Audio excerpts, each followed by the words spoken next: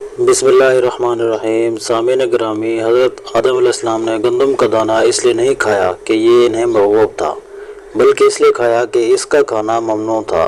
بیمار ہونے پر اپنے دشمنوں کو معاف کر دیجئے تاکہ آپ صحت یاب ہو جائیں۔ اگر عیاشی کو ابتدا میں نہ روکا جائے تو وہ آہستہ آہستہ ضرورت بن جاتی ہے۔ بن بلائے مہمانوں کا خیر مقدم اس وقت ہوتا ہے جب وہ جا چکے ہوں۔ شادی ضرور کیجیے، اگر بیوی اچھی ملی تو زندگی پر لطف اندوز ہو جائے گی، اور اگر بیوی اچھی نہ ملی تو آپ فلسفہ بن جائیں گے۔ وکیل ایک ایسا تعلیمی انسان ہوتا ہے جو آپ کی جائیداد آپ کے دشمنوں سے بچا کر خود رکھ لیتا ہے۔ اگر لوگوں کو ایک دوسرے پر اعتماد نہ ہوتا تو ہر ایک کو صرف اپنی ہی آمدنی پر گزارا کرنا پڑتا۔ مجھے وہ آدمی بہت یاد آتا ہے جس نے ماں باپ کو قتل کر دیا، تو جب اسے سزا سنائی جانے لگی تو اس نے اس بنا پر رحم کی درخواست کی کہ وہ یتیم ہے۔ مسرت مستقل اور متواتر دھوکہ کھانے کا نام ہے۔ انسان صبح کے وقت اپنے آپ کو آہستہ آہستہ مرتا دیکھنے کے لیے کتنا خوش اٹھتا ہے۔ خوش آمد بے وقوفوں کی غذا ہے۔ اس کے باوجود بعض اہل تمیز بھی اس غذا سے بہرور ہونے کو مذموم نہیں سمجھتے۔ دنیا میں سب سے بڑی مصیبت یہ ہے کہ بے وقوف پر یقین اور عقل مند شک و شبہ میں گھرے رہتے ہیں۔ شادی اس وقت کامیاب ہو سکتی ہے جب خاوند بہرا اور بیوی اندھی ہو۔ فراموش کرنے والے خوش قسمت ہیں کیونکہ وہ اپنی غلطیوں پر قابو پا لیتے ہیں۔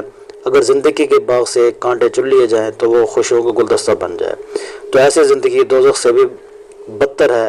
اگر قانون کی زبان ہوتی تو وہ سب سے پہلے قانون دانوں کی شکایت کرتا۔ دنیا میں سب سے بڑی آب قوت عورت کے آنسو ہیں۔ نغمہ ایک ایسا لائسنس یافتہ ذریعہ ہے جس سے پبلک میں ایسے فحش باتیں کہی جا سکتی ہیں جو کسی اور ذریعے سے کہنا مشکل ہے۔ جج قانون کا ایک ایسا طالب علم ہے جو اپنے امتحان کے پرچے خود مار کرتا ہے۔ عورت کا دل ہمیشہ چاند کی طرح بدلتا رہتا ہے، لیکن اس کا باعث ہمیشہ مرد ہوگا۔ جو شخص عورت کے خواہش کے رخ کو قوت سے بدلنا چاہتا ہے وہ بے وقوف ہے۔ مصیبت اس حالت کا نام ہے جس میں انسان اپنے مداحوں سے نجات پا کر خود کو پہچانتا ہے۔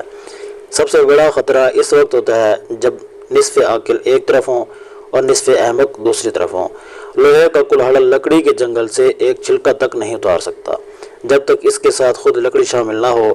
بعض لوگ اچھا بننے کے لیے اتنی بھی کوشش نہیں کرتے جتنی کہ اچھا نظر آنے کے لیے کرتے ہیں۔ آج تک جو قوانین بنائے گئے ہیں ان کا کام چھلکوں کی حفاظت کرنا اور دانوں کو دور پھینک دینا ہے۔ حق گوئی پر الزام لگ سکتا ہے لیکن اس کو شرمندہ نہیں کیا جا سکتا۔ لوگ پہلے تو آزادی کے لیے جنگ کرتے ہیں، پھر قانون کو آواز دیتے ہیں اور آزادی اس کے نظر کر دیتے ہیں۔ موجودہ نظام میں اپنے پڑوسی کی جیب خالی کیے بغیر کوئی شخص اپنی جیب نہیں بھر سکتا۔ لٹیرے کو یا تو آپ کی دولت کی ضرورت ہوگی یا زندگی کی، لیکن عورتوں کو دونوں کی ضرورت ہوتی ہے۔ کامیابی کا در و مدار آپ کی محنت یا دوسروں کی جہالت پر ہے۔ بھیڑ اور بھیڑیا اس وقت اکٹھے رہ سکتے ہیں جب بھیڑ بھیڑیا کے پیٹ میں سما جائے۔ قسمت اپنی عنایات دونوں ہاتھوں سے تقسیم نہیں کرتی، وہ غریبوں کو مار دیتی ہے لیکن خوراک نہیں دیتی۔ بعض لوگ اپنی ابتدائی عمر زندگی کے آخری حصے کو ناخوشگوار بنانے میں صرف کر دیتے ہیں۔ سوتے وقت اگر آپ کو جھٹکے لگتے ہیں تو آپ پر ان تین چیزوں میں سے کسی ایک کا حملہ ہے: کالا جادو، کسی برے شیطان کا سایہ، یا پھر آپ ہر وقت کسی خوف میں مبتلا رہتے ہیں۔ اچھا لباس پہن کر خراب لوگ مہذب کہلانے کا شرف حاصل رکھتے ہیں۔ خاموشی اظہار نفرت کا سب سے بہترین طریقہ ہے۔